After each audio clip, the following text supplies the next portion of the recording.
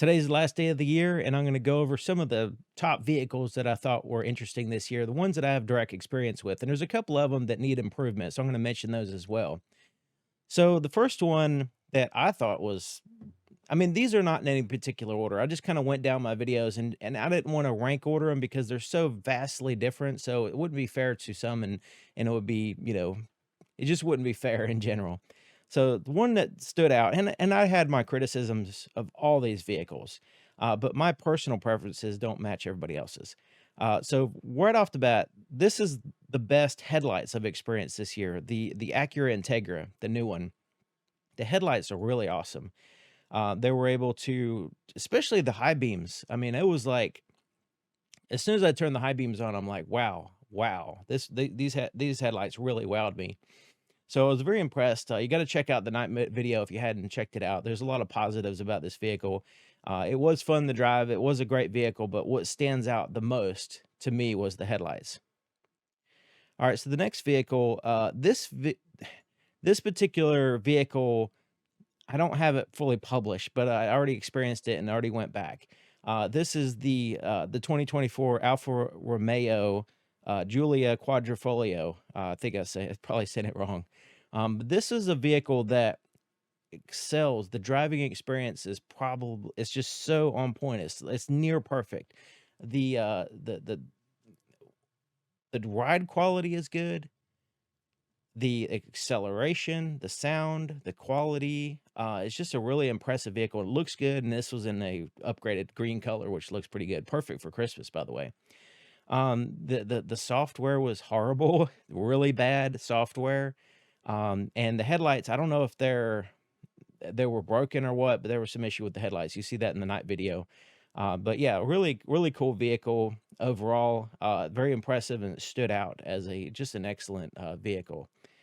So that was really good.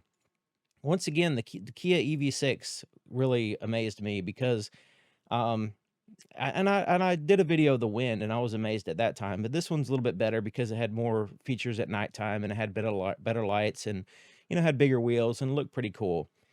So I was once again, now this is an expensive vehicle, some of these vehicles are like I personally probably wouldn't even buy them, but experiencing them was very positive. This was just a little bit too pricey for what it is and all that stuff.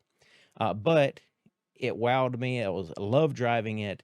And the driving experience is once again excellent. And this has really good software, and there's a lot of positives. Really, one of the only negatives is the price.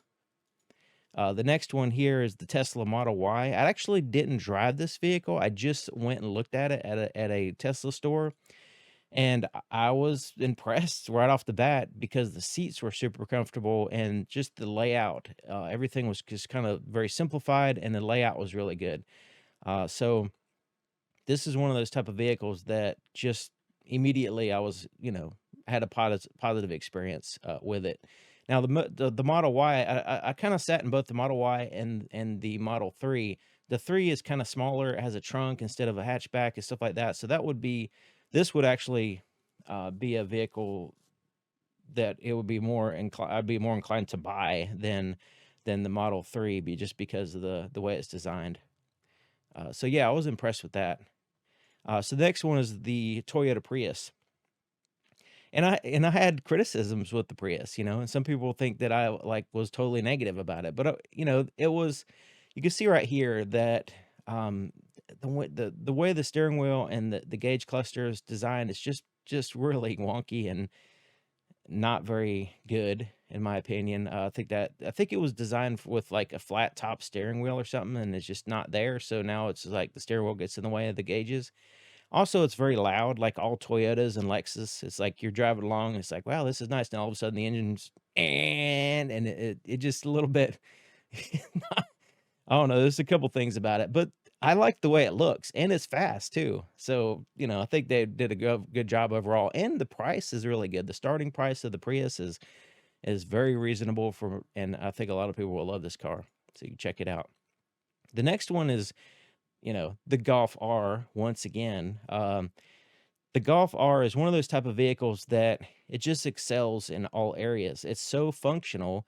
It has a hatchback, it has lots of room, and since it's a Golf R, it has plenty of power and acceleration. It's fun to drive. It looks good. The shape of the vehicle, it's just very practical, and it's a fast, fun vehicle all at the same time. So it kind of like checks a lot of boxes, the Golf, just in general, but the R just brings it to a new level. The next one is the Aria or Ariya, however you want to say it.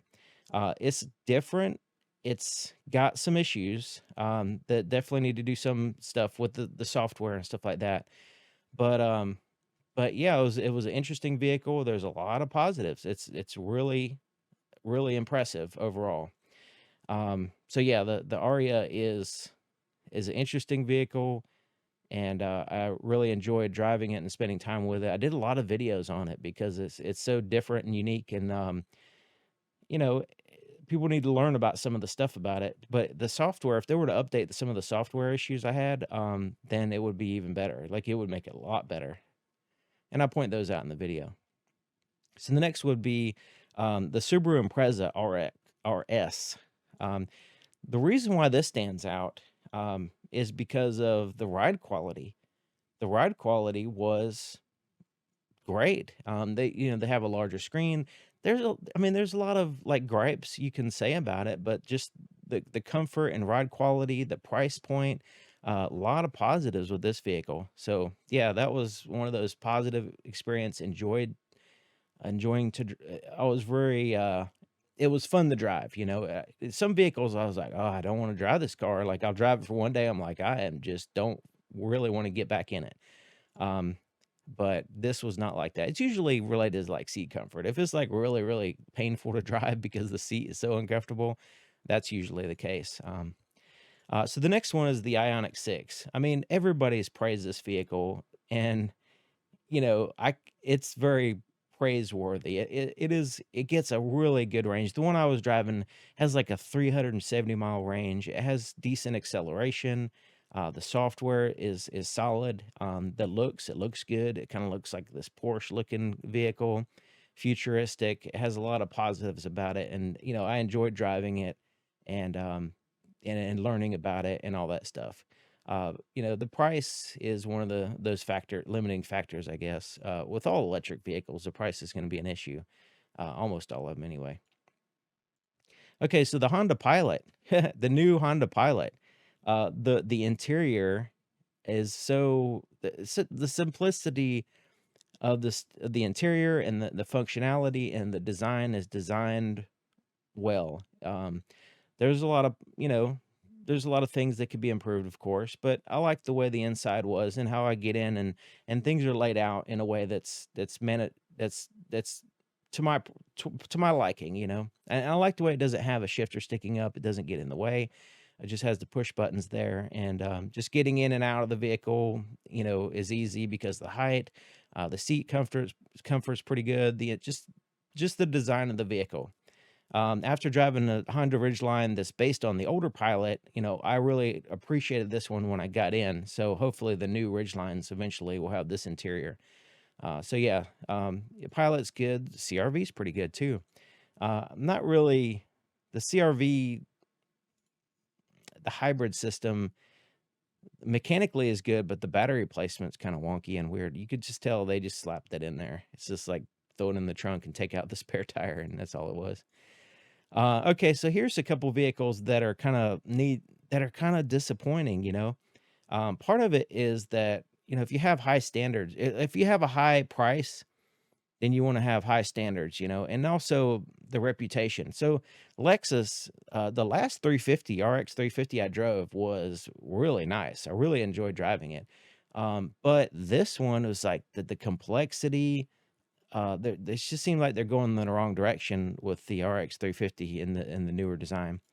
Um, and it's mostly has to do. I mean, it has poor software that's not refined, and it has a lot of issues with the Bluetooth pairing and stuff.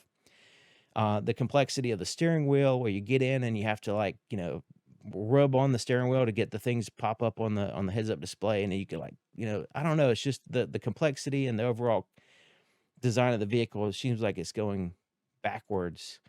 Um, but that's my opinion. A lot of people, and also Lexus is loud. It's just basically a Toyota. They don't take away the noise. Not like they make it smooth or anything. It's like the engine starts and it's like, eh.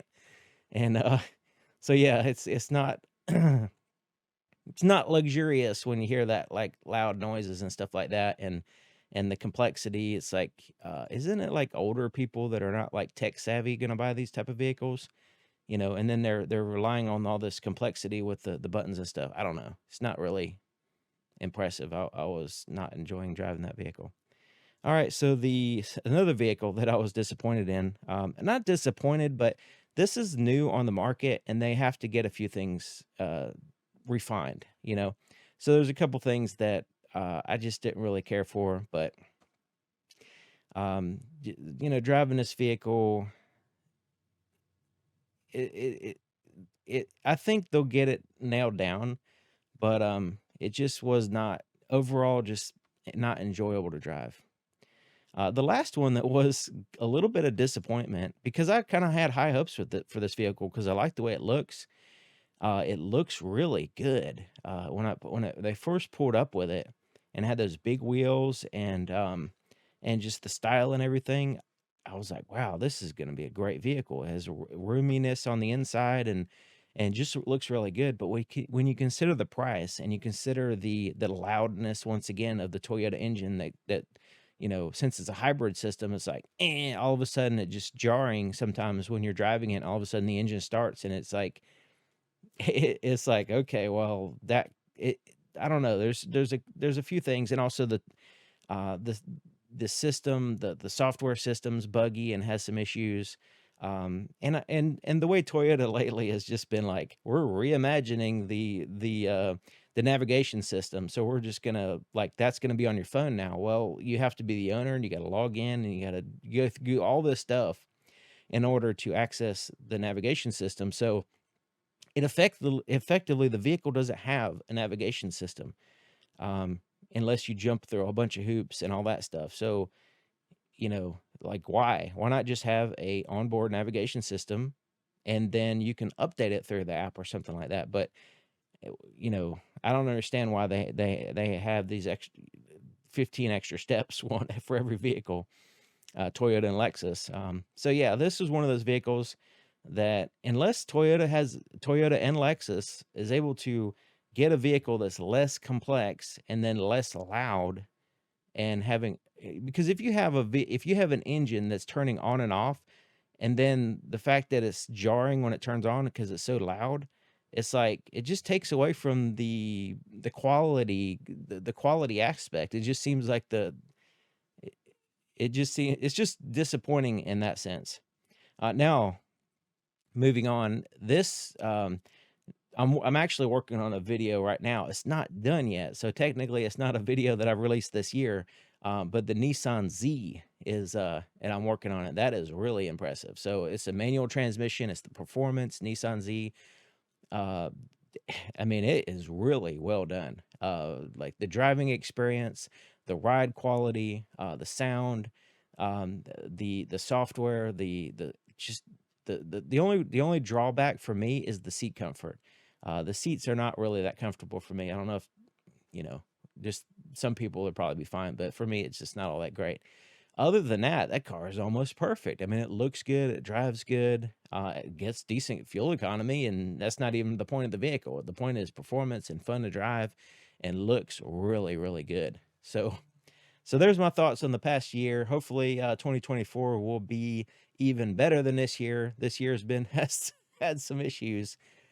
So if you could since you watch some of my videos, if you could share some of them, try to help, you know, with getting the word out, getting the channel more views and stuff like that. Because I work really hard on some vehicles, like some I like spend a week working until I'm like physically sick on videos and try to make them good and redoing shots and everything. And when I get done, it's like nobody watches the video, and it's like, man, this some of the information I'm trying to convey through the videos is very, very important if you're going to buy the vehicle. So the fact that nobody watches them is like, you know, it's kind of lowers my motivation to work so much harder on the next one, you know? It's that kind of thing. So if you can just kind of help share them, that would help out a whole lot, I think. But anyways, yeah, YouTube's been hiding my videos in search results and stuff like that, or just people subscribe and they just don't see any of my videos. So, you know, anyways, so if you're a subscriber and then you don't see my videos and then you actually type in 2023 Toyota Prius and then it doesn't show up in search results, it's like my channel has disappeared off of off of YouTube, you know, to some degree. Uh, so yeah, let me know what you think about that. But what do you think about my assessment of these vehicles? Is there any other vehicles that I've overlooked, or you know, maybe there's some vehicles that that I didn't get a chance to experience myself that are really good in your mind? You could share those in the comments. But anyways, thank you for watching. I know this is going on a little bit too long, but thank you for watching. I'll see you next time.